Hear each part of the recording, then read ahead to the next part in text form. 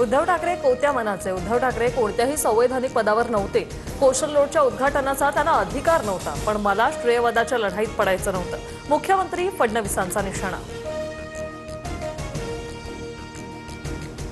मातोश्रीचं दार उद्धव ठाकरेंनी बंद केलं. ठाकरे माझ्याशी फोनवरही बोलायला तयार नव्हते. मुंबईकरांच्या हृदयाचे दरवाजे माझ्यासाठी उघडलेत. आता मला कुठलेही दरवाजे उघडण्याची लालसा नाही. फडणवीसांकडून स्पष्ट.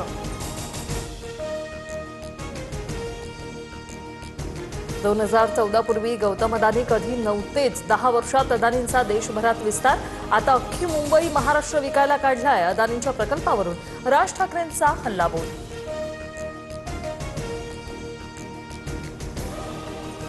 धारावी पुनर्विकासाबाबत 2014 नंतर आम्ही टेंडर काढलं, मात्र आमचं टेंडर रद्द करून ठाकरेंनी नवं टेंडर काढून अदानीकरण केलं. मुख्यमंत्री फडणवीसांचा आरोप.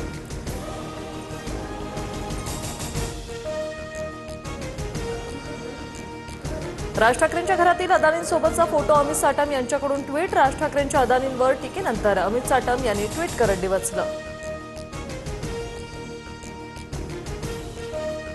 तामिळनाडूमधून रसमलाई आली होती. मुंबई महाराष्ट्राची नाही म्हणाला. तुझा काय संबंध? भाजप नेते के अण्णामलाई यांच्या विधानाचा राज ठाकरेंकडून समाचार. बॉम्बेचे मुंबई भाजपच्या राम नाईकांनीच केलं. अण्णामलाईंचं वक्तव्य गांभीर्याने घेण्याची गरज नाही. मुख्यमंत्री फडणवीसांची प्रतिक्रिया.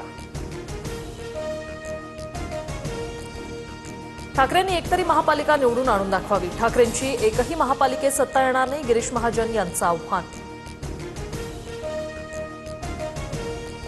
ठाकरे बंधूंचा प्रचाराचा फोकस चुकतोय. ठाकरेंनी अनेकदा भावनिक बोलून मतं मागितली. ठाकरेंनी आता विकासावरच मतं मागावी. बावनकुळेंची ठाकरेंवर टीका. राज्य निवडणूक आयोगाला कोर्टाचा दिलासा. जिल्हा परिषद निवडणुकांसाठी कोर्टाकडून 15 फेब्रुवारीपर्यंत मुदतवाढ.